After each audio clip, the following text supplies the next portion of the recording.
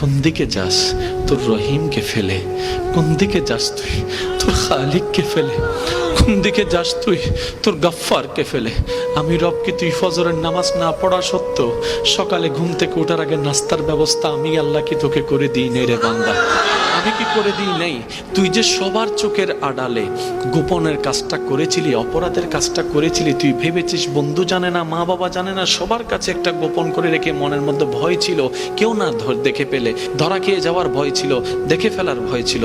আমি রবি তখন রহমত দিয়ে তোকে আড়াল করে রেখেছিলাম, আড়াল করে রেখেছিলাম। যদিও তুই আমার জমিনে দাঁড়িয়ে আমার হুকুম অমান্য করছিস, ফেরেশতারা বারবার বলে মাওলা তোমার জমিনে হুকুম অমান্য করছে, তারপরে তো দয়া করো কেন?